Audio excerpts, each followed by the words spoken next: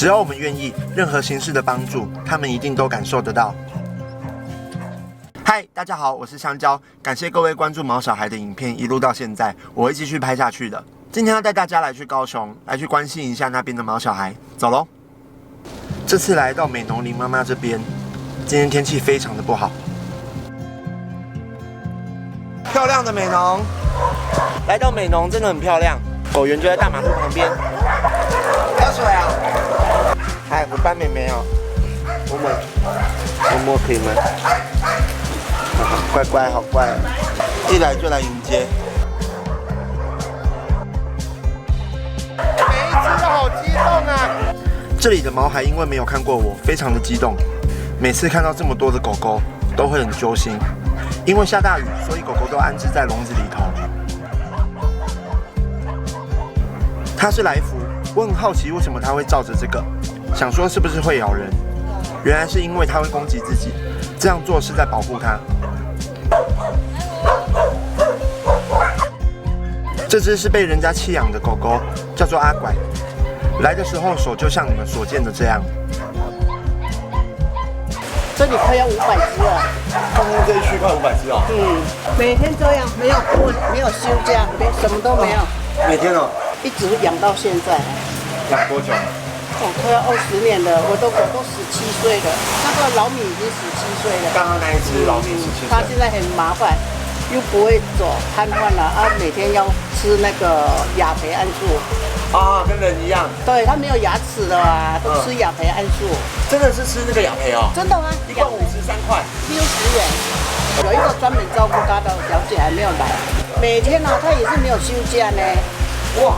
过年也没休假，每天做同样的工作。他们早上是清洗，要洗狗粮。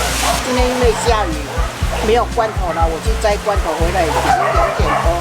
今天比较晚，平常这个时候吃饱了，看到有陌生人来都会抓。要保护对不对？或者是我又不晓得，我不知道他们的心态。你不是电视那个吗？他也知道。那个你会去采访美食还是哪里？对。还有采访那个上次那个狗狗的没有？对。这边的志工家里也养了不少的浪浪，下班之余还会来这边帮忙。我带回去养的，叫小毛啦，年纪比较轻嘛，这只2岁多而已，不到3岁。马祖没有捡回去的啦，皮肤病了还很严重，像石化狗，然后你妈妈就帮它医好了，有没有？然后叫我说帮，就是养在家里啦，这只啊，这只也是，这只很乖，也是流浪犬。不会追人，不会吠人。出去玩1个晚上，回来之后早上它就到家了。这一只要吐司的，吐司，很乖，就是。你有几只？我有7只啊。这是各地爱狗人士都会遇到的状况。你有没有看到很多小狗？有人一个人丢了9只，也有一个人丢了11只，那么小，它喝羊奶，那么一瓶小瓶550块，你看我要给它喝多少才会长大？他们跟照顾小 baby 人一样花费，对不对？照顾一个小 baby 就很苦。我一下要照顾11只，那时候一天要喂3次到4次，晚上要回家之前还要喂1次，不然夜那么长啊，会饿啊，会叫。那他们就是一个纸箱放在那个门口。哈，就知道你们有在收留了。我们这没收留，可是他就丢在这边，我们一定会收。他这样讲，人家传来传去嘛，大家就放这边。进去有一只很小的，你知道吗？1个礼拜之前在路上，就像这样下雨天，他在马路旁边跑来跑去，一直叫。桌上有罐头嘛，我就弄一个罐头给他吃，他就一边吃罐头一边一直发抖呢。吃完之后呢，我就用那个大毛巾给他盖起来，他就呼呼大睡。母都要结扎了。对。虽然政府有补助哈，我们这边的动物园只有2家，一只2000块，必须要先付钱。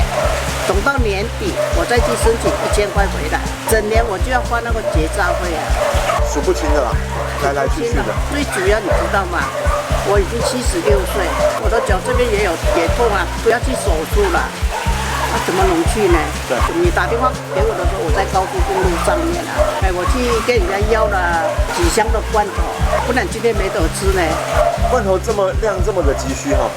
生病的时候一定要去看医生。你这次没给钱，下一次再赊账，再赊账下去的话，医生的脸色不好看。我们也自己也会不好意思啊。像我现在就欠那个医院8万多块了，看到这些狗哈，就像自己的孩子一样。对。没有揪他们，没有养他们，一直会想，真的很难过。有时候爱心被有心人糟蹋了，有些人知道这边有人在照顾毛小孩，就把自己家的毛孩丢在门口。林妈妈不知道遇过多少次了。你说这边狗狗一天就吃那么一餐？一餐啊，晚上啊。哦，这一餐吗？等一下用一用。这么一餐早上煮麦片，加鸡肉或者羊肉。然后等下午凉的时候就把罐头和饲料加进去。雇300-400只，这比当兵的一个连还多了。那伙食很大量，伙食费也很重啊。重啊，重啊。如果养了它们，就要有照顾一辈子的决心。中途弃养了，不仅耽误了毛小孩，也累了有爱心的朋友们。边打边想，边想边打。所以你就是全部的小编了。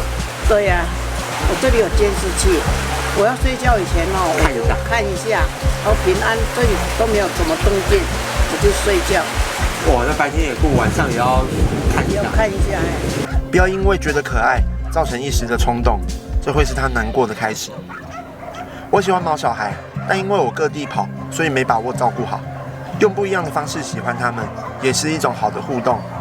领养代替购买，结扎代替扑杀，一起来关心浪浪，希望将来可以减少这个社会问题。